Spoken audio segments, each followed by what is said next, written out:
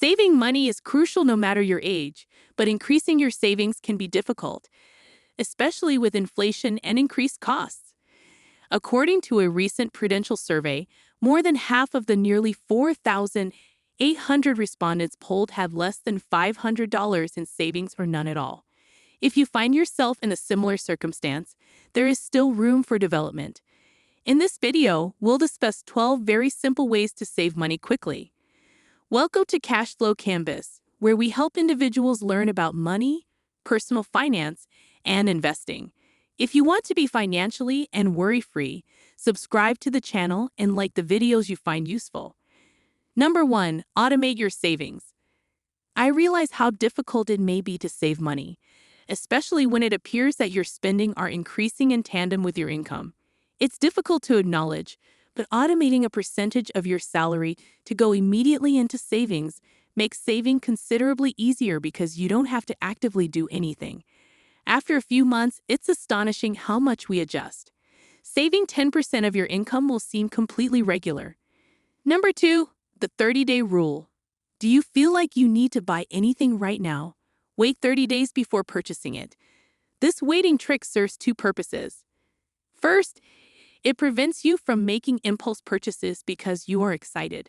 Second, the more you do it, the easier it is to wait before purchasing something. So by waiting 30 days, buying on impulse becomes less appealing. After a month, you might no longer want that object. Usually when we want something because it is popular, it is more expensive. So even if you still desire the item after 30 days, there's a significant chance it will be available at a lower price. Number 3, give your savings account a relevant name. If you're saving money for investments, retirement, or your children's college education, giving your savings account a meaningful name will make withdrawing funds more difficult. For example, if you're saving for your daughter's education, you may call the account Daughter's Dream Diploma. This will make it more difficult to spend the money on other items. It's even more effective if you purposefully link emotion to the account.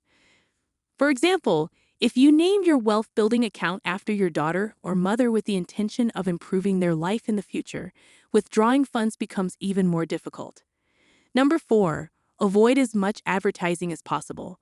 I recognize that in today's environment, entirely avoiding advertising is almost impossible. When you go to the grocery store and pass past the checkout, you see a number of advertisements for various products. Companies make considerable investments to alter consumer behavior and promote sales. As a result, reducing exposure to advertisements as much as possible might be really advantageous. Think about it.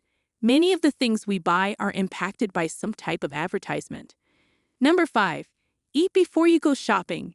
When you're hungry, you're more prone to make impulse purchases or acquire unnecessary products, particularly snacks or treats that catch your eye. When you shop with a full stomach, you're more likely to adhere to your list and avoid impulse purchases.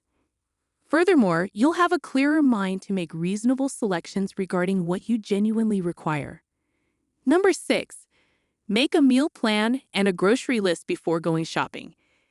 Having a clear concept of what you need will help you avoid unnecessary purchases or overspending. A meal plan can help you determine how much food you'll eat so you don't waste any.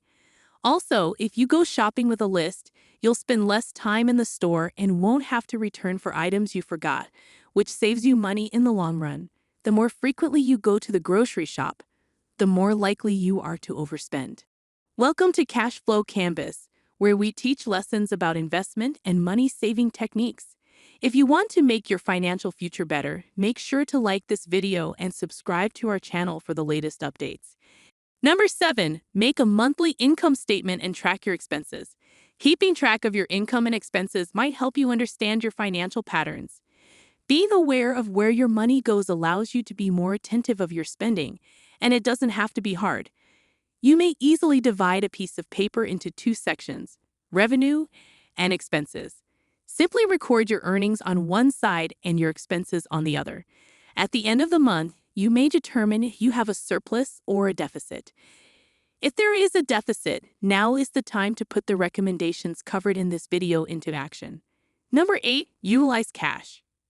People are strongly motivated by the fear of losing what they own. We have a tendency to avoid giving up our existing possessions. When you pay with cash, it feels as if you're giving up something tangible. When you pay using a credit card, you keep the card and experience less loss. It's more difficult to spend $1, $20 on those fancy headphones than to swipe a card. Carrying huge bills makes it more difficult to spend money. After all, who wants to spend a fresh $100 bill for a little pack of gum? Number 9. Turn money to time. Consider the time cost of obtaining something you desire. Consider how many hours you'd have to labor to afford those $100 sunglasses. Are they still worth it? Are those glasses worth giving up 7 or 8 hours of your life? This viewpoint allows you to comprehend the genuine value of what you're spending and what it takes to earn it. Consider how much time you spend earning money for a new television. Would you want to devote 160 hours of your life to it? Or could you utilize the money for something else? Number 10. Keep track of your net wealth. Assume you were able to save an extra $600 by applying all of these ideas. If you don't have any savings, add $600 to your net worth on your monthly financial statement. Then you update your net worth once a month. When you keep track of your money, you may be concerned if it decreases the following month. Remember, this figure represents your economic value, not your personal worth. We normally dislike it when our money falls and are pleased when it rises. Number 11. Spend money on yourself. Okay, we've been talking about saving money, and now I'm suggesting you spend it. Yes, indeed. Many people struggle to save because they buy unneeded products. It's like having a hunger. It feels good to treat yourself. Instead of denying your want to enjoy, give it a budget. Set aside a tiny portion of your money for leisure. Surprisingly, this can benefit your savings efforts. If you're constantly attempting to conserve money, the part of you that enjoys spending may end up driving you to spend more. Furthermore, budgeting for pleasure helps you to enjoy yourself without feeling guilty about saving. And number 12, earn more money. This is how it works. Assume you make $4,000 per month and are able to save $1,000 of it. What if you could raise your monthly income by $5,000? If you maintained your current level of spending control, you could hypothetically save $2,000 every month, which is $1,000 more than previously. However, there is a key requirement here. If you earn more but also spend more, you will not be able to save any money in the end. So even as your income improves, you must remain disciplined in your spending. That way, you'll actually profit from the extra money you're earning. As we conclude, I'd like to thank you for watching. I hope you found value in this video and learned something new, and I look forward to seeing you in our future videos. I would deeply value it if you could like this video and subscribe to our channel. Your support will help us to create more valuable content, and we can work together to secure your financial future. What are the key takeaways from this video that you can share in the comment section?